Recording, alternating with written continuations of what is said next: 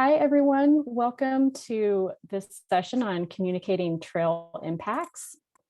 We're excited to have you on day 2 of the West Virginia Trail Conference.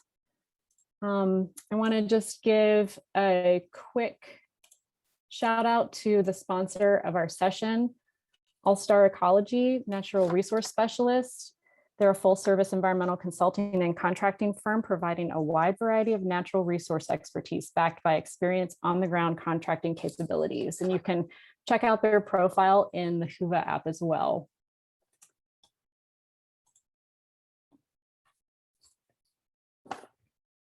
I'm really excited to introduce everyone to this great panel that we have today. I'm going to let them provide a little bit more introduction during their presentation, but just thinking about the session that we listened to this morning on trail planning, we heard Rich talk about the fact that potential trail users, they need the infrastructure to get to where they're going.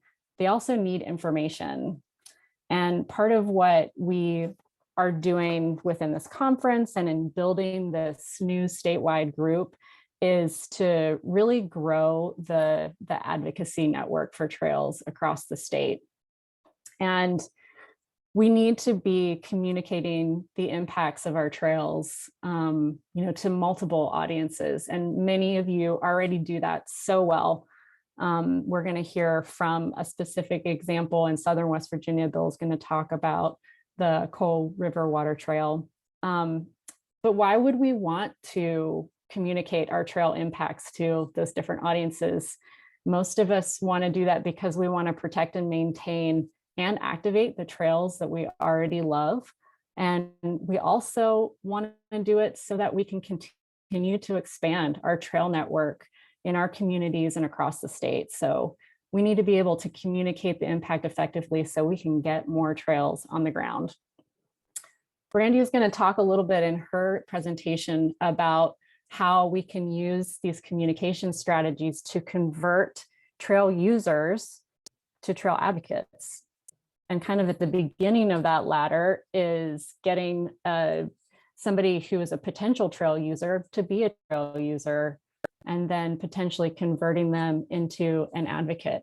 And that conversion helps us grow our grassroots and get more trails.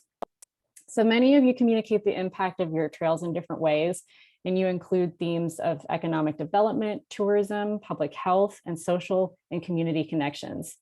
This session is going to explore how trail managers, planners, and advocates can use many approaches to communicate that impact. We're going to kick it off with Bill Curry, who's going to talk kind of at the project and local level using the story of the Coal River Water Trail and how his group's promotion of the water trails led to a statewide effort to develop a flat water trail system in West Virginia. Next, we're going to hear from James Hersick on how to develop your trails story and develop a brand based on different audiences. And finally, we'll hear from Brandy Horton, who will share ways to use that storytelling to really activate people. We'd love to hear from you too in the chat. We'll have plenty of time for Q&A. You can drop your questions to the panelists in the chat or the Q&A feature at any time. And feel free to also chat us about approaches and strategies that have worked really well for you. We're using the record of all of the Zoom chats to help inform moving forward as a group. So I encourage you to do that as well. All right, I'm gonna pass the mic over to Bill Curry. Well, thank you. Appreciate the part of the introduction, and I'd like to add a little bit about our thanks for being included in a trail conference, land trail conference. Now it's a water trail conference too. We love the idea of being able to tell our story, and particularly having spent 17 years building up a water trail through a water cleanup and trail cleanups. It's always a joy to talk about it. And if you will, just switch on to the first slide. I think the most important thing in West Virginia is we're all villages. We're many separate villages, and what the Coal River group had to do when we began developing a water trail was we had to clean up our rivers. The big problem throughout the state is all the rivers need a cleanup, and to some degree, it's the nucleus of starting any kind of trail. Bringing people together, we found, to clean up rivers was a morale builder and a team builder, and that's how we started. When we first started, the rivers and the Coal Rivers were considered the dirtiest rivers in the United States, at least the most endangered and dirty. And there's 3 rivers that include 88 miles of both the Big Coal, the Little Coal, and the Coal River. And they include 4 or 5 different counties, 4 or 5 incorporated towns, about 20,000 people, 849 square miles of mountainous territory in the middle of southern West Virginia, and believe it or not, 540 streams. So bringing all that together, switch to another slide, please, was a major chore for us. And of course, things that make things work in any organization is money. How do you raise money to promote something? We developed a grand plan, and part of our plan is put together on this slide. It shows how we looked at the whole Coal River watershed and what it was that we needed to create what we think is one of the best water trail systems in the nation. And how do you get there in 17 years? It's not quick business to do. So next slide, please. First thing, in building a water trail, we had to look at our territory and what we already had. We assessed 88 miles of the Coal Rivers, and water trails were, actually, we were the very first water trail to be formed in the state of West Virginia. And in fact, the water trail regulations for certified water trails was created by one of our supporters, Jim Hudson, who worked for the highways and rec trails. And he said, hey, you guys are asking for approval and we don't have any guidelines to approve you with. And you need approval in order to dip into the recreation trails funding programs. And we don't have a way to do it. So we got to do that. Well, we helped get that started. First of all, you have to go back and assess what you have. Boat launches and signage are critical to any trail, as you all know. But on a water trail, it's very important because water trails flow downstream. Water trails, paddlers, kayakers need a takeout, a put in and a takeout location with parking. And they have to have access within a reasonable day's paddling adventure, which is usually 7 to 15 miles at the most. Another slide. We decided, we found that we could do a whole lot on our own. We could actually build our own boat launches. People sit back and say, well, the DNR can do all that. Well, the DNR can't do all of it. There's too many, the kayak businesses, trail business is growing so fast, they just can't keep up with it. So you can go to your counties, you can go to your cities, landowners that are nonprofit, and we do deals. We've done deals, and now we have, from the 12 boat launches we started with, we now have 20. New slide. Publicity and new businesses. We found that by cleaning up the rivers and promoting everything we did, and believe me, we are promoters, we were able to bring and widen our audience and create the potential for businesses early on. It was potential. New slide.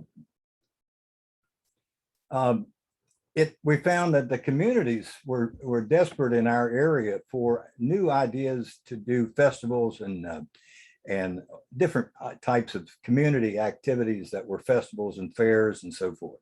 Well, the water trails, as they began to become more popular, provided a new, kind of a cool new feature for these older communities to grab on to.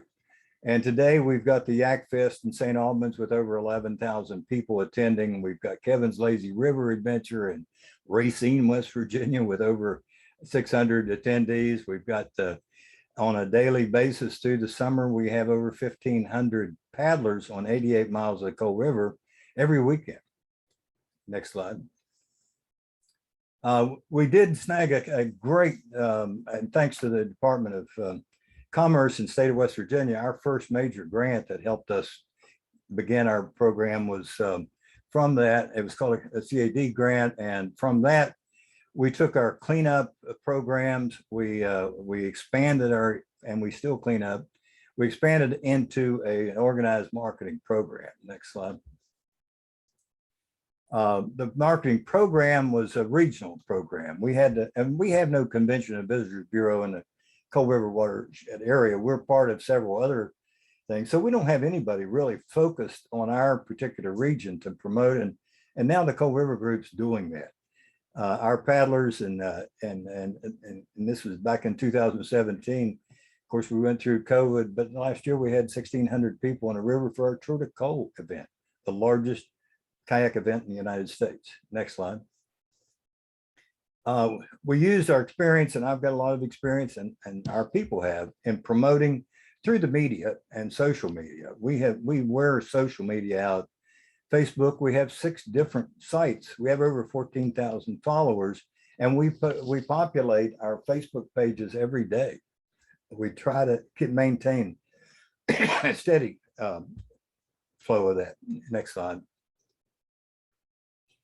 We're online, of course, and we reach out. I mean, we're aggressive. We've got over 650 members now. Not all of them are active, but we have from that group of regional volunteers, we're able to go to the Capitol for Tourism Day and set up a thing. I do a lot of speeches. We're, like I say, we're on Instagram and all the other sites. Next slide. We've gone to billboards. We've received some funding last year, and now we're going to a major program this year. We're not trying to reach the traveler going through our region. We're trying to get the residents of the area to look at, and again, cleanup's everything. A clean river sells. A clean river means business. And we now have almost a $10,000 program set for this coming year to urge and encourage people to clean up locally.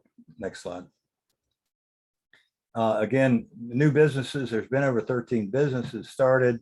These folks right here started a shuttle business, and they quit after 2 months because they got too busy. They didn't want to work that hard. New slide. This is the result we're looking for. We want large crowds of people to repopulate our small communities. St. Albans has done that. St. Albans has been arm in arm working with us. St. Albans is the end of our line. So we send all these paddlers, 1,500 so a weekend, to St. Albans, and St. Albans has picked up, and now Main Street, which was empty when we started, is now full. And Main Street has over probably 50 festivals. I don't know how many festivals they have, but they draw a big crowd for each one. Next slide. And finally, if you want to think big, plan for success. Our Tour de Coal is, like I say, the largest in the United States as a festival. But it's such a ego booster for all the people that have put this thing together. These people come from all over the nation, and they plan ahead. We've had 17 every year. It doesn't have to get bigger, but it gets better. Next slide. Finally, what all this has done was put me in a spot, really. I talk a lot, and I like to go to meetings. I guess sometimes I used to, but the future of Flatwater Trails in West Virginia, and Flatwater Trails was created the Flatwater Commission by a legislative act in 2020 that created a separate commission. Of course, if you work for free, they'll appoint you as commissioner. I'm the commissioner of it now. But what it does is, and to me, it's an exciting opportunity, and particularly for rail trails and all the land trails, is that we've got 15 Flatwater trails that nobody knows about, and our job is to help promote them through our commission, help organize, help generate more Flatwater trails. And then if you think about it, as we grow, and this is our first year, as we grow and learn to communicate with the legislature and with others, we can get the money and the support to help more water trails be created.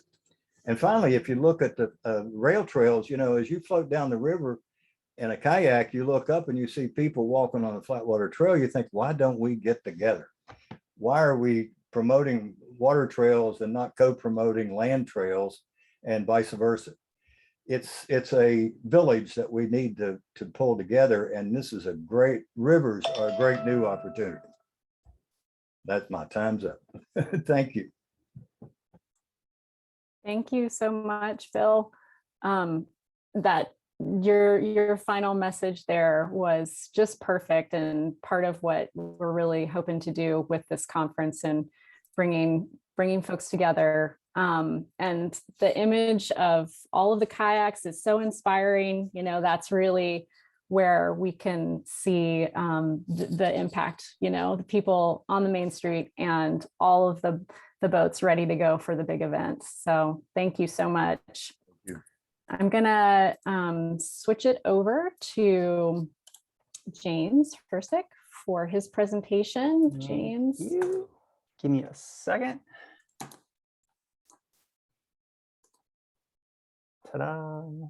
There we go. Cool. All right. Well, that was awesome. And hopefully I can segue. I want to echo that on that. The picture of those kayaks is amazing, because I just think we all, you need to realize that we do deserve to have the best of everything that we try to do in our state. And I think elevating our stories, and we have a lot of really good stories going on. So let's dig into that. I want to build on a lot of the themes we heard this morning and try to give a little bit of like tactical tools towards the end of this. I have way too many slides, so I'm going to go really fast. So just ask questions at the end. And hopefully you guys will find some use out of this. So let's get into it. So selfishly, my family, we really just want you all to have great trails, because we just want to come use them. That's where we spend a lot of our time. I grew up in Jefferson County, currently live in Berkeley County. Started life as a designer many years ago, doing design and branding. Got into doing community impact work using design thinking processes. In the last sort of decade or so, we've been really fortunate to work on projects in hospitality, outdoor recreation, trails, public health, and where all those things kind of come together. So it's really great to be able to take my passion for being outside and playing and my passion for what I do together and do it every day as a job. So let's dig in. Every trail has a story to tell. They have lots than one story. They could be economic development stories, public health stories, historical stories, talent retention stories, culture, you name it, right? There's a lot of different stories, or one story with a lot of different chapters. And it's our job to help folks connect to those. So sticking on that Blue Way theme, we're working on a master plan project right now for Mobile County. And if you just try to look at it visually of all the different pieces and parts and how they interweave and connect to each other, you could start anywhere. And really all these different, every one of these pieces has a person or different people that have different wants and needs that we need to communicate to, right? So I want us to start maybe thinking of ourselves. We heard a lot about branding this morning. I want to think about our places and our trails and our experiences and our products. Think of them a little bit as a brand, right? Which is as a story that we all invite ourselves into, right? I'm a mountain biker, I'm a hiker, I support Apple, I buy Google, I do whatever it is, right? We see ourselves, we connect to that. And I want to level set really quickly. When I talk about brand, and I talk about your logo, your annual report, or your brochures, that's all really awesome stuff. We design it all day long. It's really important. Your wayfinding, super duper important. All that stuff's really important, but it's not really your brand. It's part of your brand. What your brand really is this, right? Your brand is the experience coming to life, and your marketing is telling the story of that experience, right? And our job is to try to get people to feel that when we're telling them the story of our project, right? So we want to connect and inspire folks so they'll take action. So how do we do that? Well, we got to get our story straight and we got to keep it on track. So there's two things we need to do that, right? We need to really understand who we are as an organization, and we need to understand who our potential stakeholders, partners, funders, users, volunteers, and all those folks are. So we'll dig more into that second part, but I want to touch on that first part a little bit just so we can understand, because that'll be the foundation that we want to work from when we're crafting our talking points, right? So I think of it in two parts, right? Your brand's personality, like if you try to think of it a little bit as a person, like, what's our tone of voice? Is it casual? Is it professional? What is it? What kind of energy does our project have? And then what is its character, right? What are the guiding principles? Where does the compass always point when things get confusing? Because there's a million things going on. You have lots of opportunities on the table. Which one are you going to pick, right? Because it helps you figure out the kind of things that you want to say no to. So let's take a look at an example. This is a community recognition program from DHHR that's really trying to focus in on recognizing and encouraging quality of life measurements in communities around the state. It's kicking off year 3 right now. And if you go into it and you look at like a few years ago, we set down the guiding principles of, what were we going to try to do, right? We were going to be optimistic champions for West Virginia communities. We're going to be empathetic experts. We're going to come in and listen. And we're going to be energetically focused on amplifying success. This isn't one of those endless lists of words like integrity and honesty. And those are just like the price of admission. These are like detailed, simple 1 to 5 things that we can all remember as volunteers, as board members, where we're going to rally around, right? That's us. That's important, but it's not the most important thing, right? Every story has heroes, and it's never us, right? It's always the users. It's always our partners. It's always our stakeholders, right? We're the guide. We get to be like Obi-Wan Kenobi. Think of it as like the Avengers, because you're going to have lots of different heroes. Even if it's just mountain bikers, you get a different type of mountain bikers, but we're going to have hikers. Maybe we're going to have walkers. Maybe we're going to have the city council, right? Each one of those folks is one of those heroes that we need to help find their way in our story. So how do we do that? 2 things you need to demonstrate: sort of empathy. Yeah, that would totally suck if we built the trail and we couldn't maintain it. I get it, right? Expertise and authority, but don't take my word for it. Here's some examples of other communities just like ours who have tried these types of things. So maybe together we can find a way to make this work in our community. So how do we understand our leading characters better, right? Well, we guess, then we test and refine and evolve and adapt and change, right? It is a living, breathing process. Just like we talked about plans being living earlier in the first session, your brand story, your brand compass, whatever you call it, it's a living, breathing document. And as you get to know your stakeholders better, as you get to know yourselves better and your project better, that stuff will refine, and the language will get better and better and better, right? So think about it this way. Who are we trying to inspire, right? Who are our advocates, our adversaries, right? Users, what makes them feel special, right? And what problems are they really trying to solve, right? So, because we all experience problems on 3 levels, right? External, emotional, and ethical. But only one of these gets us to act. That's the emotional one, right? So I'm going to, cut my grass when it gets too tall and I feel embarrassed because all my neighbors have. I'm going to work out a little bit more when my wife looks at me side-eyed because I haven't worked out for a week and a half because I'm feeling guilty about it. So let's look at a practical example of how this works out. Mayor has an issue, right? Citizens, and they're looking around, they realize, they don't have a lot of green space in their city, right? So it's frustrating, it's embarrassing, it's sad, but more importantly for the mayor, it's kind of scary because, if he doesn't act and do something about it, folks might get frustrated. If they get frustrated, they might not get reelected, right? But then he gets to put the icing on the cake with the idea that, like, we're going to get this done. We're going to feel really good and really proud about it because nature is a public health issue and a happiness issue, and we all deserve to have access to it, regardless of where we're at. So we'll get it done.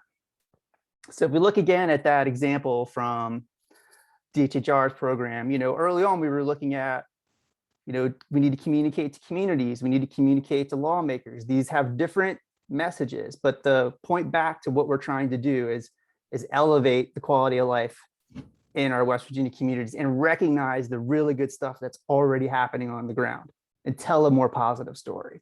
But as we've grown and as we realize we want to expand those partnerships, we start looking at outdoor recreation, we start looking at tourism, start looking at economic development and finding places where these things overlap. And so you get to points like this. Fayetteville was a silver designated community last year. And if you take the mountain biking tourism dollars and you add them up with the estimates of health savings by folks in the community that mountain bike, you come to a total of $6.5 million of economic benefit put back into that community, which is a pretty cool authority statement to stick alongside of one of those heartstring statements, right? So how are we going to get there?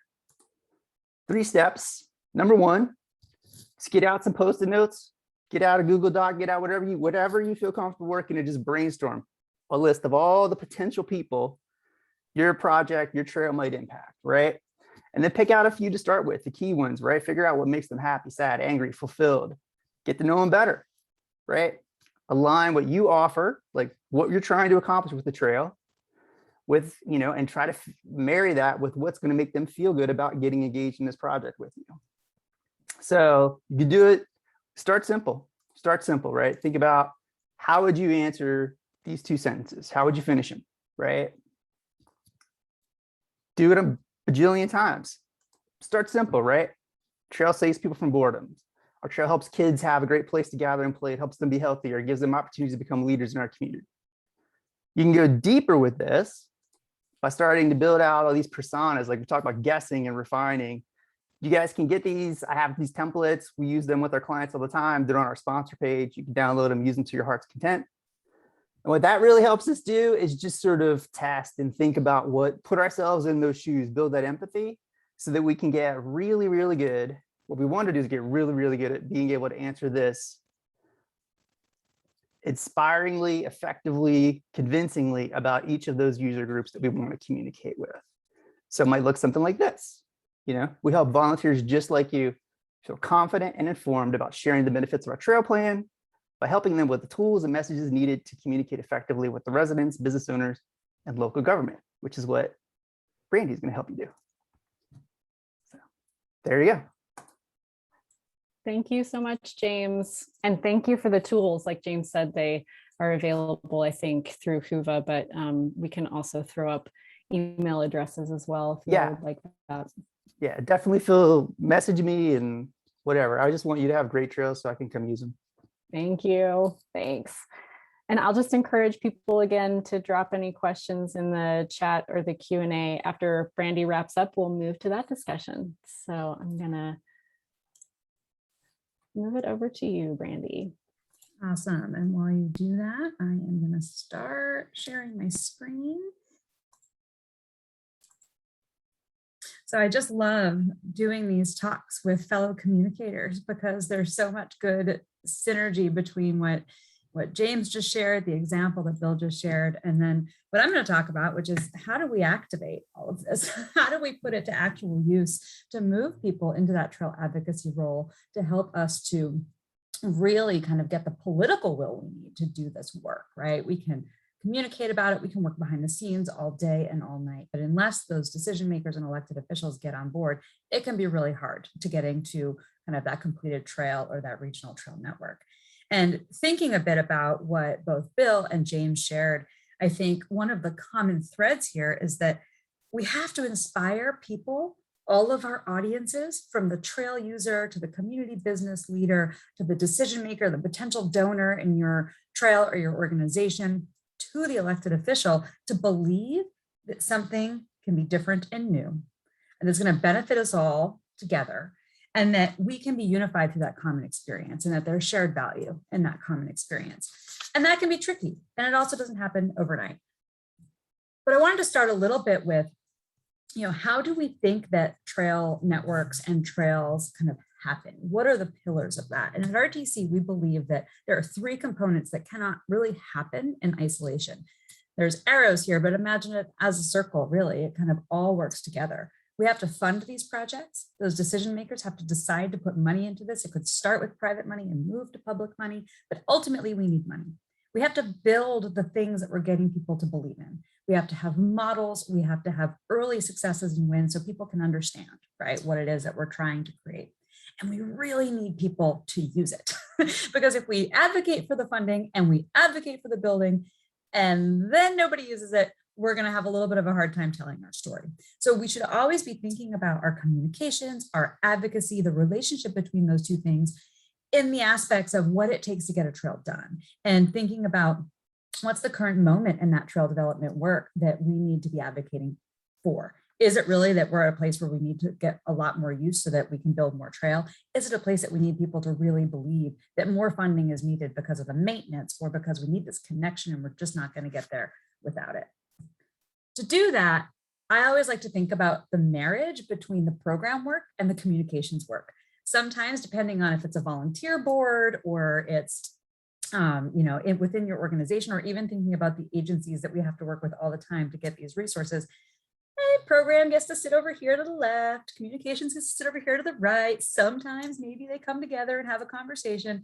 I think that our work works best when we're all doing this all the time together. And so this is a theory of change model that really is probably applicable to most of our work all of the time. In order to get to the funding, to the trail development, to the actual trail use, we need to make the case. James talked about that really in kind of those quantitative pieces, those really practical things that people need to understand what a trail will do. The communications folks really should be helpful in creating those making the case models to make sure that they're compelling and inspiring and communicate to the audience.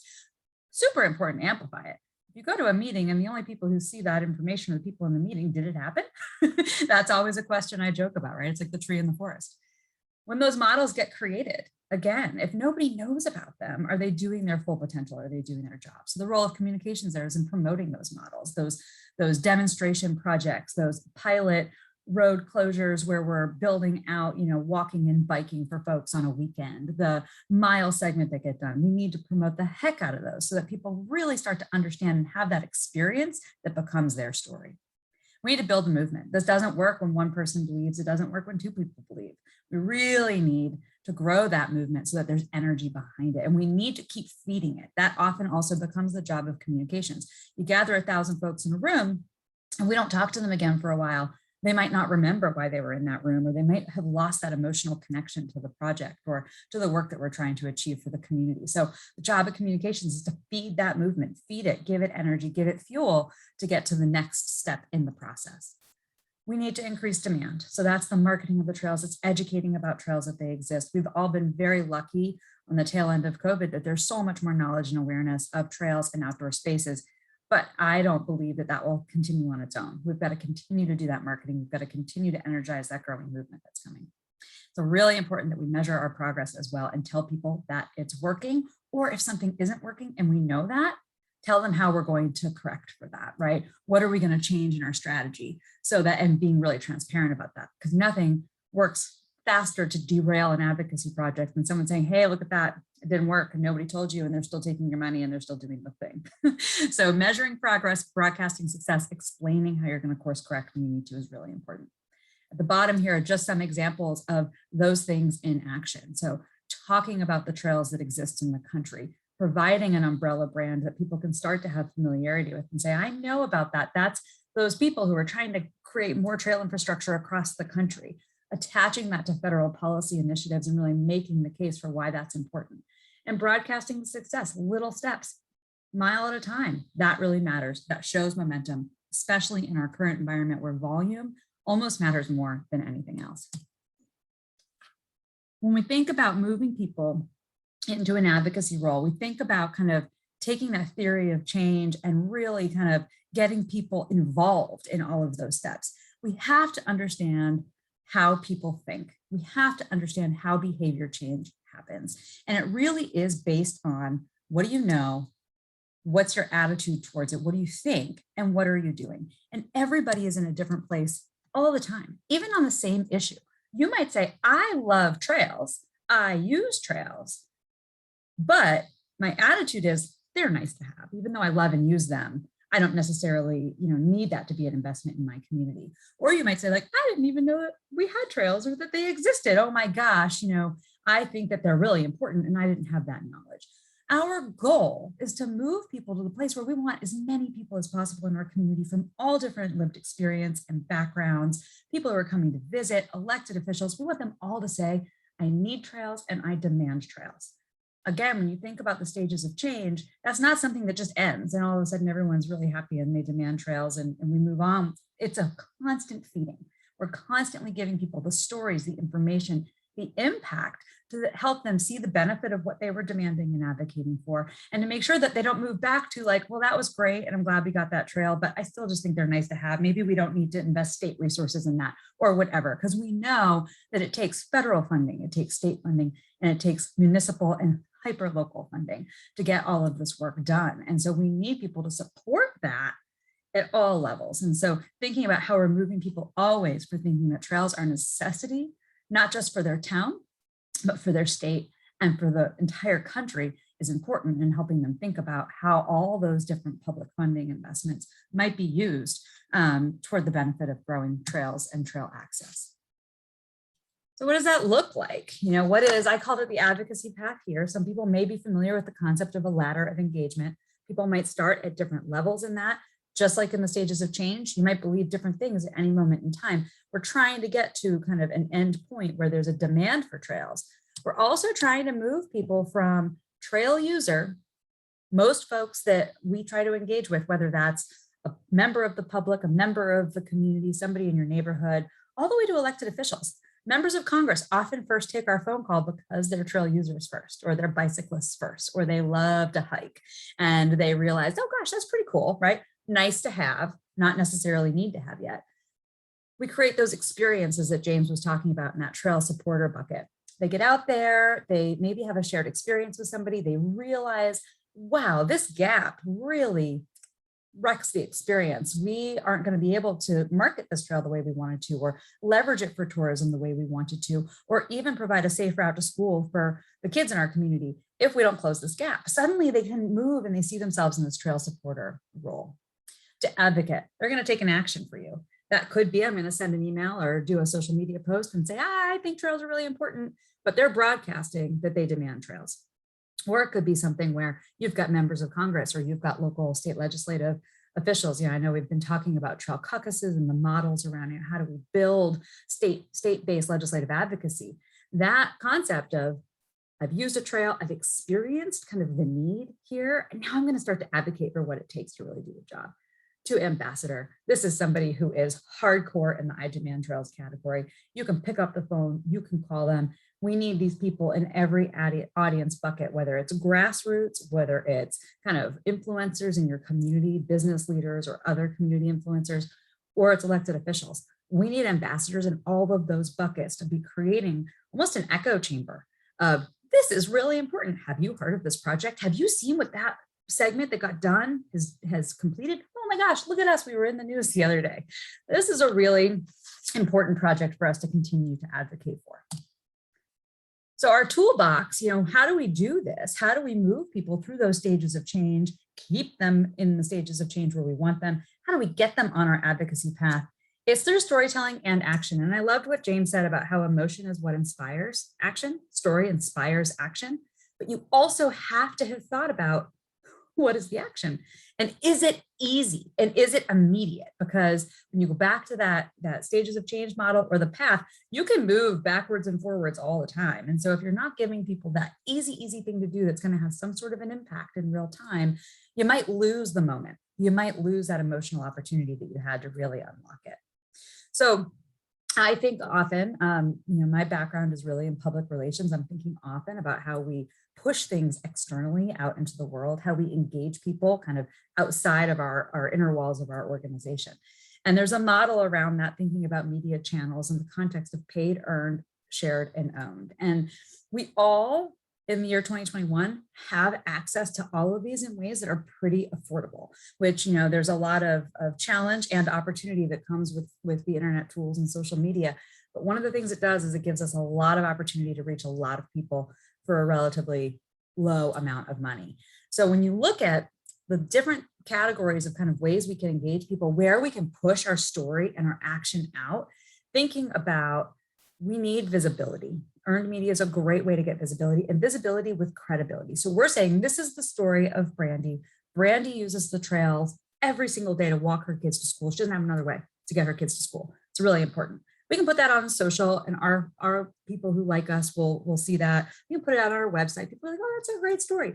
You get those kinds of stories told in the press, and suddenly there's credibility behind them. Somebody else other than you thinks that that's a really good story. It also is really influential when we start to look at elected officials. That's what their staff is looking at. They're looking at what's being reported about me. They're also looking at what's being said about them on social. Owned media is a really important place for fulfillment. It's a place where we can position our messaging. We can really position our expertise. If people have asked questions about what's the maintenance strategy, this is where you can outline that, right? You can link back to that through all the places that exist. You can say, hey, here's what needs to happen. Take this action. Really, really easy to do in our owned channels because we have full control. That's your website. That's your email. That's your events, right? These are the places we have full control.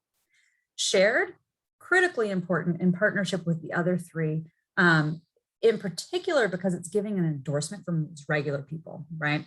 So we talk about kind of what motivates the elected officials, constituent advocacy, whether or not they'll always take our calls anymore, still really, really, really matters. They're watching the news and they're watching Twitter 99.9% of the time. So when we have people sharing, oh gosh, Brandy's story about how she walks her kids to school is so important, that's the credibility in the press and the endorsement from other people in the community that it's important to them too. That gets noticed, that really gets attention. And it also helps to amplify the impact of the work that we're doing. Paid, a lot of times people think it's critical. I do think it's the icing on the cake. It's a thing that in our space, we don't always have money to do. But the beauty of if we're on the social platforms, I heard Bill say we're on Instagram, we're on Twitter, we're on Facebook, you can put a small amount of money behind some of those posts that are really important, especially if it's got that magic sauce of the emotional story and the action. Put $200 behind it. It can really go a long way to reaching and targeting different audiences the way that you might need to get your story heard. So a couple of examples of, how can you do this? What are some ways that this kind of comes to life? How do I create the stories? How do I access the stories? How do I activate the stories? It all sounds well and good, but it also sounds like it could be complicated. So a few examples at the national level that have also had, I think, great reach at the local level. One is with this program that Rails to Trails started last year called Trail Moments in response to COVID. And it goes back to thinking about stages of change, knowledge, attitude, and behavior. We knew from just watching trail counts across the country and from some of the market research that we did that we suddenly had a situation where people's awareness of trails, their attitude towards trails being really essential to their lives and their behavior, they were out using trails more than ever before, all kind of came to fruition together, in our space of social marketing and behavior change and communications trying to make something happen. It never all happens at once, right? COVID really did that. And the question was, we don't know if we're going to be able to capture all these people through email addresses or cell phone numbers because they're not necessarily folks who want to be brand ambassadors. They're folks who are somewhere else on that advocacy path, and we just need to catch them in real time. And so we created a campaign so that we could just get their story, period. We got their email as an optional ad because we didn't want a barrier to catching their story. And I will share this, like giving people an opportunity to act, giving them always finding a way to capture something from them, their social media handle, their cell phone number, their email address. You can continue to engage with them. But if you can't capture any of those things, their story can be an incredibly powerful advocacy tool because that's Mashanta's story about how she's using cycling in her day-to-day life. That's, Bob's story about how he's out and about and using this to recover from a surgery or recover from COVID or whatever the thing is. They're the emotional heartstring stories that we compare with that making the case data. This was really a big trial for us. We had no idea. I mean, this was a big ask. We don't know these people. Tell us your story. And we got over 2,000 stories submitted in the course of a year, largely from a combination of geolocation, kind of paid media, and signs that were out on trails all over the country. And so that was really an excellent indicator that people want to tell their stories, right? And they want their stories put to good use. This is just an example of the breadth. The other thing that, is so important is that we're thinking about the diversity of the stories that we're telling and the diversity of experiences and what motivates a trail user to get more involved and what motivates an elected official to take action are likely not exactly the same story as has been said already. You know, there are many stories on every trail. So one of the goals of this initiative was to capture and tell as many different types of stories as we could. So these are not all of the hardcore cyclists or hardcore environmentalists. This is a group of people who have many different pathways that brought them to trails and many different benefits as to why the trails mattered. And we can tell them as a collection, or we can cherry pick the story that's going to motivate that audience to take action based on what their interests are. Another thing that we have now that is so powerful in motivating people, connecting people, fueling the movement is the concept of new tools. Zoom, we all have a little bit of fatigue, but it is a powerhouse in giving us the kind of quick and easy way to connect with people in real time. You can broadcast Zoom straight to a Facebook account. You can showcase the stories really quickly. This is just a conversation we had with some of our Trail Moments users. And I would argue folks who have moved all the way down our advocacy path into brand ambassadors. Teresa and Albert are my favorite story. They had never ridden a bike prior to the pandemic, and then now they are at 3,000 miles logged since 2020. And they are, I think, super users who are now members of RTC. They're advocating for their trails in Florida, you know, but we've given them multiple opportunities to connect, multiple opportunities to engage with us and to tell their own story from their own voice and their own perspective, which is always going to be more emotionally powerful than me telling it for them. Creating really easy opportunities for people to connect in person and create that shared experience. That was hard during COVID, but I think we've learned a lot of things. One thing that we learned through a lot of feedback we've gotten from different trail users and potential trail users across the country is, don't just tell me that the trail is a way to get somewhere. Really, let's position trails as the destination. So every year, Rails to Trails organizes Celebrate Trails Day, formerly known as Opening Day for Trails. Last year, we had over 170 partners join. We had people participating in 45 states, and we had over 3,500 registered participants. And I think the beauty of it was that we created, it didn't have to be an event. You know, you could just go and do your thing, right? And we gave you resources to do that. So as a model for folks here, like, it doesn't always have to be an event, which is a lot of resources and a lot of labor. It can be just as simple as saying, get out here on this day, do something, put it on social media, and tag Congressman Bill Curry. Do it. He's going to be paying attention. His staff are going to see that, and they're going to go, holy cow, why did 700 people just get out on the trail yesterday? Like, what's going on there? We don't always get people on the internet. We can't always get their social media. We also need to create ways for people to engage all of the time. So here are a couple of other examples of just kind of creative ways that you can give people something to do to tell their story, right? That emotional piece with an action targeted at a member of Congress or your local state official or your local mayor or your council member. In the left-hand corner are postcard examples from the Cara Cara Trails Network in the Lower Rio Grande Valley. The audience, the community there is not very well connected to the internet. Email is really hard in terms of engaging them. There's a lot more mobile kind of text SMS access, but collecting that information can be really time consuming and hard. But what they do have is a ton of community gatherings. So we printed tens of thousands of postcards. And now at every community event, there is a place for people to say, hey, you wanted to send your county commissioner a note that you like these spaces outside. And some people write things like, I like to, you know, be healthy and get outside, gives me a safe place to walk. I just really love the beauty of it, whatever it is. But every time one of those postcards comes through to a county commissioner, local elected official, it looks the same. So it's the consistency of the brand and the message that these are important spaces to our members of our community. And it's a whole lot of personal stories that just keep coming in on repeat. Similarly, but done digitally, is with the Circuit Trails Network in the Philadelphia region, where we just have an evergreen campaign where you can go in and say thank you for your circuit trails, really giving some gratitude to the members of Congress or the local elected officials. They really want to know that what they're investing in and advocating for matters. That's a huge motivation. And so making it really easy, you can just log on. We've got a page of your county, you pick your county, message is loaded there, a space for you to write in what you're particularly thankful for, and it automatically goes to all of the elected officials that we've decided are the ones that need to hear the message. You can also really easily share that on Twitter, again, kind of hitting them in all the places that matter.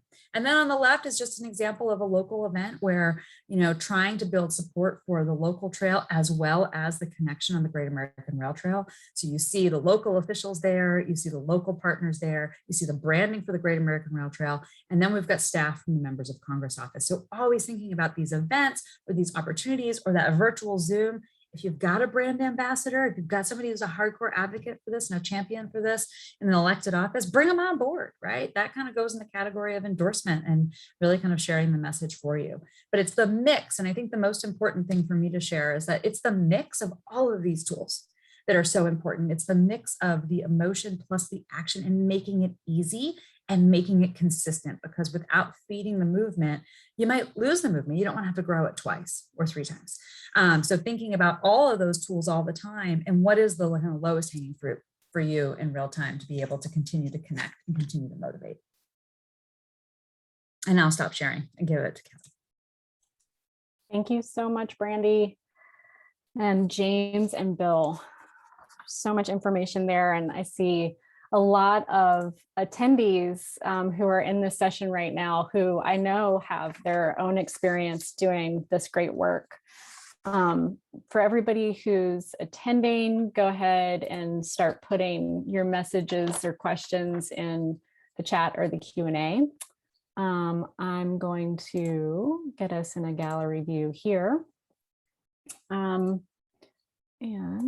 really quickly get us set up for Q&A. I guess I just wanted to start off. I have a question for all of you related to how you do this kind of work when you're resource strapped, right? RTC is really lucky to have some amazing communication professionals like Brandy, right? James is his own professional firm that has clients from state agencies, as large as state agencies to maybe smaller local groups. In thinking about the burgeoning, local groups across the state who might not have the same type of resources to take on some of this communications work and to implement some of these strategies, what are some tips that you can give folks, resources that you can think of that are available to those local groups that can help them improve their brand or story? That's why I started, I'm a designer. I love beautiful things. I like to make beautiful things. I get paid to make beautiful things. I love making logos, but that's why I didn't highlight logos, right? I think words are the easiest thing to start with. And, I'm not saying it's not hard work, but it's easy to sit down and start writing. It's easy to think about, start thinking through those folks. And it doesn't take a lot of money to do that. It doesn't take a lot of money to start pulling together your messages, right? And then there are plenty of tools online. Lots of different organizations already have templates built that you can plug and play into when you get the bandwidth to get there. But I think that's why I always start with the messaging. It took me a long time as a designer to admit that, but always start with the messaging. Oh, James, I love it. I love the converted designer. I come from an agency background and I have a lovely team at Rails to Trails with designers, and it's like, what's first? What's first? I would say, I have the privilege of working with partners all across the country, some of which are incredibly well-funded in their communications campaigns, and some of which are a team of a couple of people who have never been formally trained in communications and are just trying to build advocacy support. And I always encourage folks 2 things. One, it does not have to be perfect. It just has to start. Sometimes I think people get stuck in I don't exactly know what it is. I don't exactly have the perfect picture. That's okay. I think, and I said earlier in my talk about volume, in the year 2021, communication is about volume. People are, the loudest person is getting attention, right? And most of the time they're not perfect. So we have to kind of keep up with that. And so as much as you can gather, as much information as you can gather, the second piece of this is opportunity. Every time you're at a meeting, you have an opportunity to record some things with your cell phone, put them up on Facebook. Every time you're at a trail event, take some footage, put it up on Twitter. Those are really powerful free tools. Video used to have to be perfect. Beautiful video is still so important for so many things. But when it comes to community advocacy and organizing, the cell phone is a really, really important tool. Things like postcards cost a penny to print. They're so cheap. Take that picture from that trail event you had, slap it on a postcard, and then all of a sudden that same picture keeps showing up in those elected officials' offices, and they don't know where it came from. That can be really powerful. And think about social media and tagging those elected officials. It really matters, because suddenly they're like, oh my gosh, people saw I said this thing at this meeting and I committed to giving the maintenance funding to Bill's river trail, and like I'm now accountable. So you can be the gatekeeper. Just remember that. Well, I really, and I appreciate all the expert reviews here, Brandy, you and James both. What we've on a grassroots schedule is what we've done in Southern West Virginia with the lack of broadband, the lack of communication, the lack of roads, is that we found that social media has just overwhelmed things that we used to have back when I had my own PR firm years ago. And now, I mean, it's so easy. And we've created small groups of followers of a certain part of our water trail. I mean, and each of the water trails in the state of West Virginia, and there's 15 now, have their own way of communicating through social media. And I want to point out Tug Fork, our newest water trail, has just knocked the socks off of entertaining people and bringing people to the Tug Fork River through pictures. The picture's worth 1,000 words is just so amazing how many great photographers we have in the state of West Virginia. And Tug Forks, every day I look forward to going to their Facebook site to see what the dog Gracie is doing on the river. And I mean, they've created people, and they've created the mascots. And the Coal River Group, we've just worn out. I mean, like I said earlier, we have 6 separate Facebook sites with 6 separate audiences. And we have in West Virginia, you've got to organize communities, you've got to organize hollows, and you've got to organize rivers. So we have a river trail. It's not, they won't let me call them committees. We have a big Coal River branch of the Coal River. We have a little Coal River branch of the Coal River Group, all which they have their own Facebook sites, but all together we've surmounted the historic issues between the big mountain and the little mountain, and we've decided the water trail is worth getting together and cleaning up. And it's worth getting together and holding an event. So it's really difficult in West Virginia to bring anybody together because of the terrain and the lack of access. But now we're seeing just a huge, well, you can't get 1,500 people from all over the world to come to Tornado, West Virginia to go 12 miles down a river unless you've got good communications and they have a good trip. So we're all setting examples. And I think, again, I'm in the water. I started out in the bicycle business. My dad owned the largest bicycle store in West Virginia for 50 years. So I know the trail business real well, but water trails don't cost anything to start. We own the river, and the DNR already has boat launches. They don't have enough, but they never dreamed there'd be thousands of kayakers floating down small Tug Fork or Coal River. So we've got opportunities, and I appreciate the opportunity. Maybe I talk too much sometimes, but I'm excited about what the trail and the co-promotion of water trails and rail trails could do for all of us. It's a different story, and it's the same objective. Absolutely. Thank you so much, Bill. And I do want to also recognize in the chat, Laura and Michelle's comments about CVBs being a great resource to help with branding and promotional campaigns and convention and visitors bureaus. And, 100% agree. And in our experience working, across the state in West Virginia and in the Appalachian region, the places that have really strong CVBs have really been champions of the trail networks in those communities. But, Bill mentioned that they weren't necessarily able to work with a CVB because you might be in a place where there isn't one. Yeah. And I did kind of jot that down as a question to ask you, Bill. what were some other entities that you maybe went to for that kind of promotional support in the absence of a CVB? Well, again, without a CVB, we don't really have one in our area. We're split up between the Metro Charleston and the Hatfield McCoys. So there's 800 square miles of a watershed. We so much of what we've accomplished, we did through cleaning up the river. And we made friends with the DEP and the DNR and the Department of Highways. And we reached out to them and we said, hey, we need some signs on the highway. Well, I've met the district engineer and we get signs on the highway. It's a person to person kind of thing that you can do. But overall, there's just a lot of opportunity that's just untapped.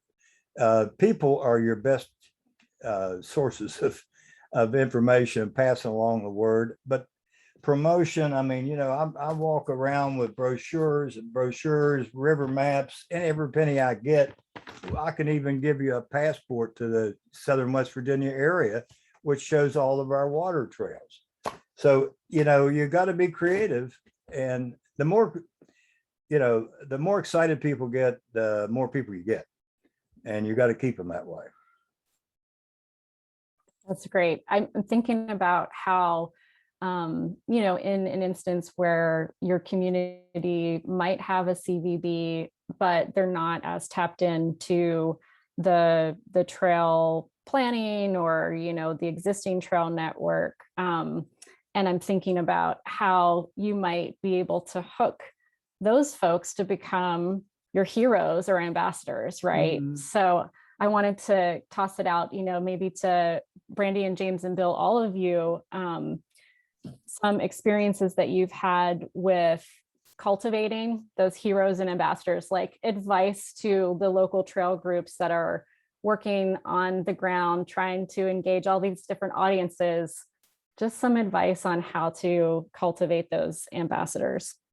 Yeah, I was thinking, as Bill was talking and everyone's talking, that's what I'm thinking, it really is this building those relationships locally. It's getting to know folks and reaching out to them and sharing ideas and hearing what they're interested in. And I think, here in Berkeley County, I can share a little bit around how we work together to sort of knock down silos between organizations and just really oh, you're working on that. Well, he's working on this and they're working on this and she's working on that. Maybe we came together, we can mold this idea into one thing. And now we have a farmer's market. Or, it's that idea of just trying to take interest in what folks are doing and share with what you're doing, but you have to build those bridges and then, reach out to the CVB and be like, hey, we've got this really cool thing that's happening every week. You guys might want to share this on your Facebook page or put it in your newsletter, and then give them the assets, give them photographs to do it with. And then it just starts snowballing, but it really is. It starts with one-on-one conversations. And I think we're still lucky enough to be living in a state where that can happen on a high level. And I just chime in that sometimes, it's really important to think about the partnership and the collaboration and making it easy to connect. Sometimes they might be the advocacy target, right? We often think about the elected official, but sometimes those agencies at the local level need to hear that this is what matters, either to the community or to their peers at other levels, and kind of using that opportunity. The Department of Transportation, the U.S. Department of Transportation, just announced that they have added a high-level staff person for tourism. I think that is a really great example of suddenly tourism is being viewed as a priority across agencies at the federal government level. And so looking at it, if you're bumping up against challenges because people aren't seeing the tourism value of the trail network or whatever, there could be a real advocacy role there to get the right staff person appointed or to get funding kind of provided to make that possible so that you get that support. I know West Virginia has a lot of Office of Outdoor Recreation support, but that's another kind of thinking about, how are all of these sources of funding being used? Also looking at some of the federal funding that's coming in from infrastructure and the American Recovery Plan are tied to tourism, and in some states being able to apply that. And so maybe it's getting resources for your CVB so that they can do some of this work. Yeah, and I think I wanted to maybe answer Ella's earlier question in the Q&A. and tie back into that sort of, right, when you're trying to figure out like how all of these things overlap, you can start thinking about like you might be working in this initial like public health and have this program, but then when you look at it and like part of it is like mobility and physical activity, and you're looking at building trails and you're looking at giving people money to go build trails, but then when you think about it, there's a hook for the CVB, there's a hook for the economic development, there's a hook for job creation and retention.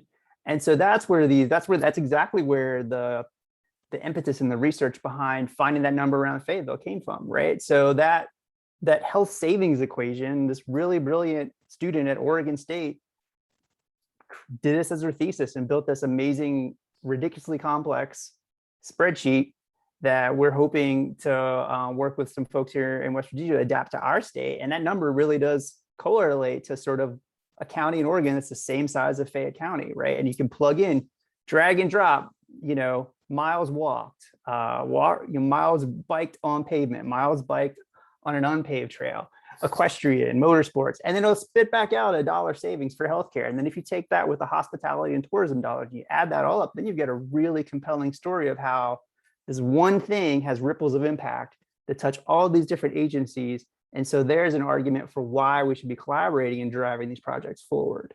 So we're getting there. We're not quite there yet. Hopefully, Ella, we will have that for you at some point soon. You can just plug your data in. Let me mention something that too, the relationship with your local communities, cities, unincorporated as well as cities, and your county and your area. It's vital that we build relationships and build education for the small cities. I mean, so many of these cities are just shocked about what's a kayak, and they're looking at at walking trails. Well, I've never been on a trail other than going through the woods and looking up. We need to work with the cities and the local level to get them educated into what it is we're trying to do and how easy it is to do and what the benefits are going to be. And I mean, I think that's statewide, whether it's rails to trails or whether it's water trails, the cities and the communities have got to be brought up to date, and we've got to support them, and then they in turn will really support us. I just want to chime in real quick, Bill, that I agree with the education, and that I think sometimes people hear the word advocacy and they always think it's a stick. And sometimes advocacy is a carrot. And the two examples that I had shared, one being the thank you message campaign, the email campaign, and the other being kind of gratitude postcards, was really to say, gosh, you might not even know that this exists, but look at how much your constituency is enjoying these spaces. So sometimes it's really about providing the thanks message to your elected officials as well, so that they understand the benefit that's being delivered from the investment that they've made. And on the education front, events are, they can be time consuming, but sometimes it can be just invite your mayor out on a walk on this trail. Let them see what's happening on a Saturday when all these people are out there, and let them see what's happening on a Tuesday at 2:00 when kids are coming home from school. Let them see and experience that intersection that's really dangerous, so that they understand why it's so important to make that investment. So it can look a lot of ways, and it doesn't have to cost a lot of money. It can really just be thinking about those opportunities and being really opportunistic when you have the chance. Thank you all. We have a couple more minutes, and I just want to recognize Susan's comment in the chat about the collaboration between CVBs and Department of Natural Resources, the regional development councils, right? It's always amazes me when we go into different communities, whether it's in West Virginia, neighboring states, or other places, how trails can become this thing that all of those different entities can really get together on, and honestly become the impetus for them collaborating and working together on lots of other things too. It always kind of surprises me when we get in a room and I make assumptions about the collaboration that's already happening, but here we are to talk about a trail project, right? Or to try to promote the local trail network better. And these people may have never even really spoken to each other or connected. So there's just such a great opportunity. There are so many wonderful people across the state who have expertise and are doing this work. And I just want to thank all of the attendees and for your good comments here. We want to stay in touch. I do want to make sure that if we've got one last question here. Yeah, Susan also mentions that data tracking is really critical for advocacy and education. So maybe we'll end with that, just a quick minute on suggestions to how to address data tracking and using it. You know, kind of just grassroots, but water trails are extremely hard to account for and to track. And we've learned 17 years, we've learned a lot, but finding out the number of people, like I throw out 1,500 people every weekend using 88 miles of river. How we get there is we go count cars. We have 20 boat launches. We have, you know, each one of them has a parking lot. Each one of them is either a launch, or the first one's a launch, the second one's a takeout, and a launch, and so forth. So we can multiply the number of turnover of cars in a given day, because each trip is 7 miles. It takes 4 hours. There's a lot of ways to do that. And then we've added the cheap pneumatic counters to our particular our river center site. And we can track our 700 cars a weekend going through our small park. And we have 2 boat launches. So you know, you got to be creative, and it doesn't have to be absolutely totally correct, but it needs to be close to it in order to build a following and apply for grants. Any last minute thoughts from Brandy and James? I know we're at time. I just want to thank yeah, go ahead. I was just going to say, and remember that stories are a way of data tracking as well, right? It's a little bit more qualitative than quantitative, but sometimes that is really important. So the mix, just don't ever forget the mix. Yeah, I mean, my only point is, like, I think I've had the same maybe frustrations as Susan, is trying to find good data to use, right? And how do we do that? And so that's why I'm trying to figure out how we can measure this health stuff and turn it into actual data as far as economic value. But I think also the point to Brandy's point, the data is super important, but the data is backing up the story, right? It's really important to show that data as, you know, the empirical evidence that yes, this has a measurable value, but more importantly, it has a human value, right? And that's really the key. Absolutely. Good comment to leave on. Thank you to our panel. Thank you for the attendees for being so engaged. Everyone can head off to the working group sessions that are going to be split up by geography at noon. We hope to see you there. Stay in touch, and we'll see you on the trail. Bye, everybody. Thank you.